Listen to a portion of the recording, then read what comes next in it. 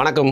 நம்ம ஊரில் நிறைய விஷயங்கள் நடந்துகிட்ருக்கு, அதை பற்றி பேசலாம் அப்படின்னா இதில் வந்து 3 விஷயம் பேசலான்னு இருக்குங்க. 3மே கொஞ்சம் குதர்க்கமான வித்தியாசமான விஷயங்கள். நம்ம ஊர்லேருந்து நிறைய பேர் வந்து ஹாஸ்டலில் தங்கி வேலை செய்கிறத நம்ம வந்து பார்த்துருப்போம். அதில் தான் இந்த மென்ஸ் பிஜி, விமென்ஸ் பிஜி இந்த சிஸ்டம் வந்து ரொம்ப காலகட்டமாக இருக்குது.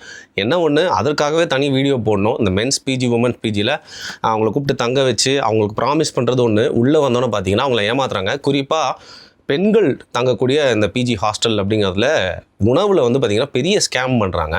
ஆண்களோட பிஜியில் பார்த்திங்கன்னா ஓரளவுக்கு உணவில் வந்து சரி பண்ணிடுறாங்க. ஏன்னா பசங்க வந்து சோத்தில் இருந்தால் உடனே கோவப்பட்டுருவாங்க, அது வேலை பார்க்குறவங்க.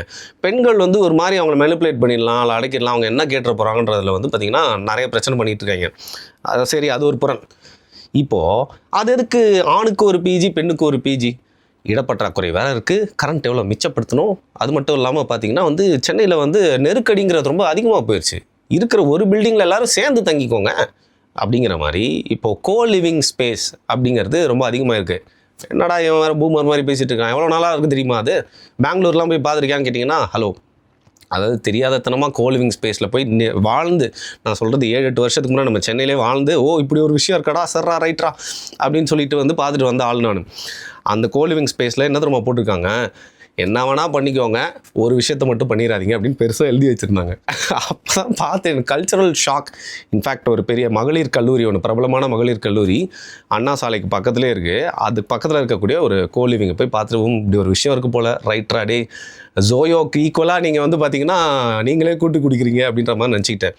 இப்போ நம்ம சென்னையில் இந்த மாதிரி கோலிவிங் ஸ்பேஸ் அப்படிங்கிறது வந்து நிறையா வந்துட்டுருக்கு. பெங்களூரில், மும்பைலாம் இது வந்து பிரபலம்ன்றது மட்டும் இல்லாமல் ரொம்ப சாதாரண விஷயமா இதெல்லாம் வந்து பார்ப்பாங்க.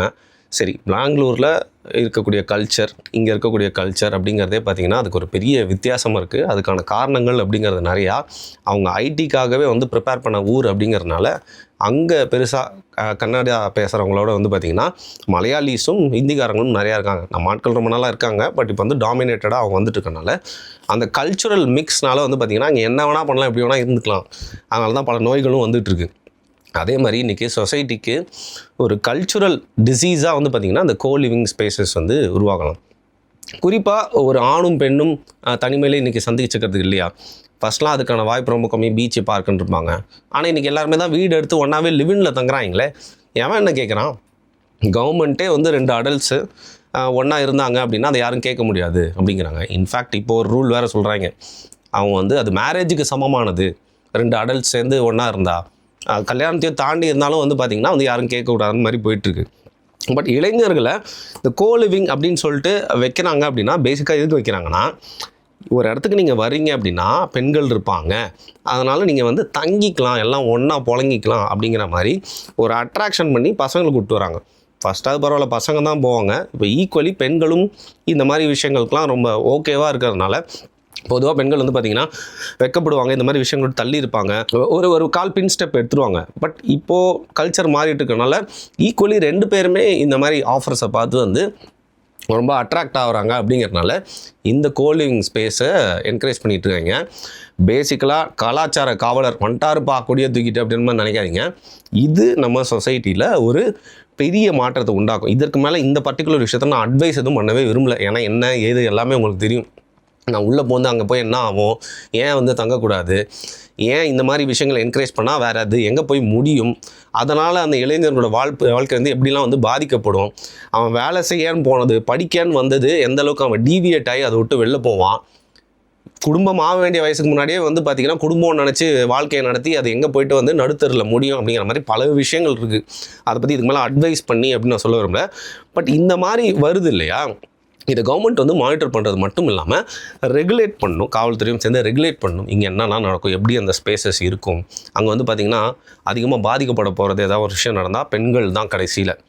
ஓகேவா? ஸோ நம்ம ஆண்களுக்கு சப்போர்ட்டாக நிறைய விஷயங்களும் பேசியிருக்கோம், ஆனால் உண்மையை பேசுகிறப்போ அதிகமாக பாதிக்கப்பட போகிறதும் பெண்கள் தான்.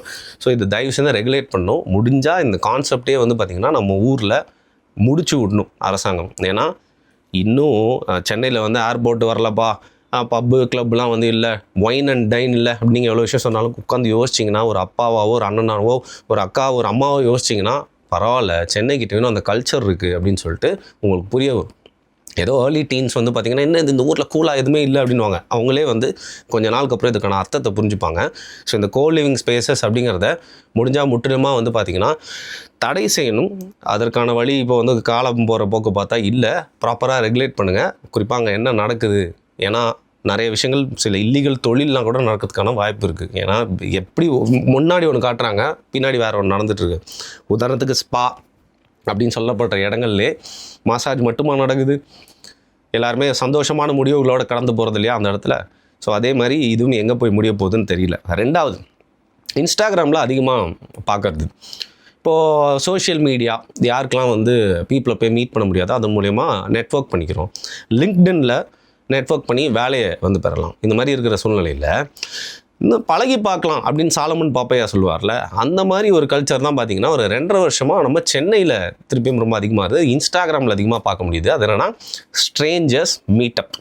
இந்த ஸ்ட்ரேஞ்சர்ஸ் மீட்டப் இப்போ பேசிக்காகவே வந்து பார்த்திங்கன்னா ஒரு ஏஜென்சி மாதிரி ஒன்று வச்சுட்டு யாரெல்லாம் ரெஜிஸ்டர் பண்ணுறாங்களோ, இங்கே ஒரு பார்ட்டி நடக்கும் போது மீட்டப் வைக்க போகிறோம். எல்லாருமே ஸ்ட்ரேஞ்சர்ஸ், பசங்க பொண்ணுங்கள்லாம் வருவாங்க. நீங்கள் மீட்டப் பண்ணிக்கலாம். உங்களுக்குள்ளே வந்து கேம்ஸ்லாம் வைப்போம் பழகி பார்க்குறதுக்கு. அதில் எல்லாருமே மிங்கிள் ஆகலாம், ஃபுட்டு இருக்கும், ஜாலியாக பார்ட்டி பண்ணலாம், எல்லாருமே நெட்வொர்க் ஆகிக்கலாம். அதுக்கு மேலே நம்ம எல்லாருமே ஒரு குழுவாக இணைந்து ட்ரெக்கிங் போகலாம், இல்லை வந்து பப்புக்கு போகலாம், இல்லை படத்துக்கு போகலாம், சாப்பிட போகலாம். இப்படி எல்லாருமே வந்து பார்த்திங்கன்னா ஒரு ஊரில் உங்களுக்கு தெரியாது யாருமே, பழகிறதுக்கு உங்களுக்கு ஒரு அவென்யூ இல்லை அப்படின்னா பழகிக்கலாம். அப்படின்றப்போ நிறைய லோன்லி பீப்புள் இருக்காங்க. ஆண்கள் மட்டும் இல்லாமல் பெண்களும் இருக்காங்க. அவங்க எல்லாருமே இந்த ஸ்ட்ரேஞ்சர்ஸ் மீட்டப்க்கு வந்து போகிறாங்க. இதில் இதுவே பார்த்திங்கன்னா எனக்கு தெரிஞ்சு நான் இதை வந்து ஆமோதிக்க மாட்டேன். நிறையா பல குளறுபடிகள் இருக்குது. ஏன்னா நீங்கள் வந்து வரன் பார்த்து கல்யாணம் பண்ணி வச்சாலே அவன்லாம் ஃப்ராடாக இருக்கான். பெண்கள் நிறைய பேர் ஃப்ராடாக இருக்காங்க. இந்த ஸ்ட்ரேஞ்சர்ஸை நீங்கள் மீட் பண்ணி உங்கள் லைஃப்குள்ளே கொண்டு வரதுனால என்னென்ன ஆபத்தோட எவன் வருவான், அவன் பின்னணியில் என்ன இருக்குன்னு தெரியாது. அது ஒன்று. ரெண்டாவது ஒன்று, இந்த மாதிரி ஏஜென்சிஸ் பண்ணக்கூடிய விஷயம், இந்த மீட்டப் பார்ட்டி ஏஜென்சிக்குள்ளே இந்த பார்ட்டிக்கு க்ரியேட் பண்ணுறாங்கல்ல அந்த குரூப்பு, அந்த ஈவெண்ட் மேனேஜ்மெண்ட் கூட சொல்லலாம். அவங்க என்ன பண்ணுவாங்க, ஒரு 4-5 பெண்கள் இருப்பாங்க, 4-5 பசங்க இருப்பாங்க. அவங்க தான் இந்த ஸ்ட்ரேஞ்சர்ஸ் மீட்டப்பை வந்து வைப்பாங்க. அதில் பார்த்தீங்கன்னா இந்த 4-5 பெண்கள் இருக்காங்களே, அவங்க வந்து இந்த ஸ்ட்ரேஞ்சர்ஸ் மாதிரியே அங்கே வருவாங்க. நிறைய மீட்டப்ஸில் மாஸ்க்லாம் வந்து போட்டுப்பாங்க. வந்துட்டு என்ன பண்ணுவாங்க, அங்கே வரக்கூடிய பசங்கள் என்ன நினச்சிப்பாங்க, இவங்களும் நம்மள மாதிரி ரெஜிஸ்டர் பண்ணி வந்தாங்க போல், ஸ்ட்ரேஞ்சர் போல. அங்கே வர ஒரு வேளை சில பெண்கள் வந்தாலும் இவங்களும் நம்மள மாதிரி ரெஜிஸ்டர் பண்ணி வந்திருக்காங்க போல், ஸ்ட்ரேஞ்சர். வாவ் சூப்பர், நல்லா இருக்குல்ல கல்ச்சர்னு சொல்லிட்டு. இப்போ பேசிக்காக வேறு எதுவுமே இல்லை. சில அந்த பப் பார்ட்டிஸ்லாம் என்ன பண்ணுவாங்க, பசங்க நடத்துகிற பார்ட்டியை நடத்துகிறவங்க காசு கொடுத்து சில பெண்களை, அழகாக இருக்க பெண்களை வந்து அங்கே டான்ஸ் பண்ணி பார்ட்டியில் ஆட வைப்பாங்க. அவங்க மோஸ்ட்டாக என்ன மாதிரி பெண்களாக இருப்பாங்க உங்களுக்கு தெரியும். அதை பார்த்துட்டு கேன பசங்க என்ன வச்சுப்பாங்க கூட, ஓ ஓகே ஏதோ ஒரு பணக்கார பொண்ணு போல் இங்கே வந்திருக்கு பார்ட்டிக்கு, இந்த பார்ட்டிக்கு வந்தால் இவங்க கண்டக்ட் பண்ணுற பார்ட்டிக்கு வந்தால் நிறைய கேர்ள்ஸ் வருவாங்கன்னு நினச்சி அவங்க நம்பி போவாங்க. அதை பார்த்து நம்பி நிறையா கேர்ள்ஸும் அங்கே வருவாங்க. அதன் மூலியமாக அந்த இடத்துல பார்த்தீங்களா பெண்கள் நிறைய பேர் வராங்கன்னு சொல்லிட்டு ஒரு பிஸ்னஸ், அந்த பப் பிஸ்னஸ். அதே டெக்னிக் தான் இங்கேயும். இவங்களே ஆல் செட் பண்ணி ஸ்ட்ரேஞ்சர் மாதிரி இந்த பெண்களை வர வச்சு அங்கே நெட்வொர்க்கிங் பண்ணி, நிஜமாகவே சொல்கிறேன், இதன் மூலயமா நைஸாக, அதாவது எப்படி சொல்கிறது, சாஃப்ட் ஃப்ளர்ட்டிங் பண்ணி நிறைய விஷயங்கள்லாம் நடந்துகிட்ருக்கு. இது கடைசியில் யாருக்கு வந்து பார்த்திங்கன்னா லாபமாக போய் முடியுதுன்னா இந்த ஈவெண்ட் மேனேஜ்மெண்ட், யார் இந்த பார்ட்டியை கண்டக்ட் பண்ணுறாங்களோ அவங்க தான். இதில் நிறையா வந்து பார்த்திங்கன்னா ட்ரெக்கிங் போகிறேன் அப்படின்னு சொல்லிட்டு அதில் செக்ஷுவலி எல்லாருமே பார்த்திங்கன்னா சேர்த்து விட்ற மாதிரி விஷயங்கள்லாம் நடந்துகிட்ருக்கு. நம்ப மாட்டீங்க, நீங்களே போய் பார்த்தீங்கன்னா தெரியும். ட்ரக் பார்ட்டி, ரேவ் பார்ட்டிஸ்க்காகலாம் இந்த ஸ்ட்ரேஞ்சர்ஸ் மீட்டப்லாம் வச்சு பண்ணிகிட்ருக்காங்க. இன்னும் ஒரு படி மேலே போய்ட்டு வந்து பார்த்திங்கன்னா சொல்ல முடியாத லெவலுக்கு கேவலமான உடலுறவுலாம் வந்து பண்ணுற மாதிரியான ஒரு கேங்காலாம் செட்டப் ஆகிட்ருக்காங்க. இதெல்லாம் நான் உங்களுக்கு நானே வந்து கதை சொல்கிற மாதிரி உங்களுக்கு தெரியுதில்ல. நான் சொல்கிறது ரொம்ப வாயடக்கி கம்மியாக சொல்கிறேன். இதோட கேவலமான நிறைய விஷயங்கள் நடந்துகிட்ருக்கு. பேசிக்லி அது வந்து நாங்கள் மாமா வேலை பார்க்குற இடம், நீங்கள் வாங்க பொண்ணுங்களையும் பசங்களையும் கோத்து விட்றோம் அப்படிங்கிற மாதிரி தான் இந்த ஸ்ட்ரேஞ்சர்ஸ் மீட்டப் வந்து போயிட்டுருக்கு. இதெல்லாம் வந்து ஒன்றுமே இல்லைங்க, சாதாரண விஷயம்னு நினைக்கிற மாதிரி ஒரு பேஜ் ஒன்று பார்த்தேன். அந்த பேஜ் வேணால் கூட நான் உங்களுக்கு போடுறேன். ஃப்ரெண்ட்ஸ் வாடகைக்கு, அதுவும் பார்த்திங்கன்னா வந்து பெண் ஃப்ரெண்ட்ஸ் வாடகைக்குன்னா நேராகவே வேறு மாதிரி இருக்கும். இதில் வந்து ஆண் ஃப்ரெண்ட்ஸ் வாடகைக்கு, ஆண் நண்பர்கள் இங்கே வாடகைக்கு விடப்படுவார்கள். இவங்களை கூப்பிட்டு நீங்கள் வந்து காஃபி குடிக்க போகலாம், சாப்பிட போகலாம், அவங்க வீட்டில் கூப்பிட்டு போய் கட்டிப்பிடிச்சு ஐயோ தெரிலப்பா, அது வந்து அவங்க பண்ணுவாங்கன்னு சொல்லிட்டு நான் நினைக்கிறேன். அதில் போடல. படத்துக்கு போகலாம், எங்கே வேணால் இவங்க வந்து ஃப்ரீ மைண்டடாக அவங்க கூட வருவாங்க, நல்ல கம்பானியனாக இருப்பாங்க, நோ ஜட்ஜ்மெண்ட்ஸ், அதையும் போட்டிருக்காங்க. ஸோ பேசிக்லி பெண்களுக்கு இவங்க வந்து ஆண் நம்பர்களை வந்து வாடகை கூடுறாங்களாம். அந்த மாதிரி ஒரு ஏஜென்சியும் வந்திருக்கு. ஸோ இதுக்கு மேலே இதுலேயும் என்ன நடக்கும்னு சொல்லிட்டு எக்ஸ்பிளைன் பண்ணி சொல்லி வருவேன். பேசிக்லி இந்த மாதிரி வந்து அந்த காலுக்கு அடியில் இருக்க ஸ்டஃப் வந்து எனக்கு பேசுறதுக்கே சங்கடமாக இருக்கும். ஃப்ரெண்ட்ஸ் கிட்ட ஜாலியாக பேசுறது வேறு, ஒரு வீடியோவாக நம்ம எடுத்துகிட்டு வந்து பேசணுன்னா நம்ம வந்து கில்மா வீடியோ பண்ணுற ஆள் மாதிரி மாறிடுவோமோன்னு ஒரு பயம் தாங்க, வேறு எதுவுமே இல்லை. பட் இந்த மாதிரி விஷயங்கள்லாம் வந்து நடக்குது அப்படிங்கிறப்போ நான் ஒன்றும் உத்தமன் இல்லை.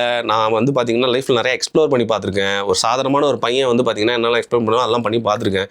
இருந்தாலும் பவுண்ட்ரி அப்படின்ற ஒரு எங்கே நிறுத்தணும் அப்படின்னு தெரியும்ல, அங்கே நான் நிறுத்தியிருக்கேன். அவ்வளோதான். எனக்கு இதுக்கு மேலே போனால் அது எக்கத்தப்பாக போயிடும் அப்படின்னு தெரியும். பார்த்து பட்டு களவும் கற்று மறந்து இப்போ வந்து பார்த்திங்கன்னா ஓகே அப்படியே வந்து உட்கார்ந்தாச்சு. பட் இப்போ நடக்கிற விஷயங்கள் எல்லாமே வந்து பார்த்திங்கன்னா போகிற இளைஞர்கள் மீண்டு வரவே முடியாத அளவுக்கு ரொம்ப சிக்கலான கட்டமைப்பை உண்டாக்குற மாதிரி சேத்துக்குள்ளே காலை வச்சுட்டு அந்த குயிக் சாண்டுன்னு சொல்லுவாங்க, தப்பிக்க ட்ரை பண்ண இன்னும் உள்ளே இழுத்துட்டே இருக்கும்ல, அந்த மாதிரி உங்களை வந்து பார்த்திங்கன்னா சிக்க வைக்கிற மாதிரியான விஷயங்களாக இதெல்லாம் இருக்குது. ஸோ பேசிக்லி நம்ம மைண்டே கரப்ட் பண்ணி திருப்பியும் நம்ம வந்து ரிஃபார்ம் ஆகி வெளில வரலாம் அப்படின்னு நினச்சா கூட வர முடியாத அளவுக்கு வந்து பார்த்திங்கன்னா அறநெறியே இல்லாத அளவுக்கு இந்த கான்செப்ட்ஸ்லாம் வந்து உருவாகிட்டுருக்கு. இதை மற்ற ஊர்லாம் அப்படின்னு எனக்கு தெரியாது. நம்ம தமிழ்நாடு சென்னையில் இந்த மாதிரி விஷயங்கள் நடக்கிற சைபர் கிரைம் பார்க்கணும், போலீஸ் கண்காணிக்கணும், அந்த பார்ட்டிலாம் வைக்கிறாங்களா அங்கே என்ன நடக்குது நிஜமாவே அப்படின்னு சொல்லிட்டு போய் பார்க்கணும். ஏன்னா அந்த மாதிரி பார்ட்டின்னு சொல்லிட்டு அவங்க போடுற ரீல்ஸ் எல்லாம் அவங்க ஆடுறதை பார்த்தாலே ஒரு மாதிரி இருக்குது எல்லாமே.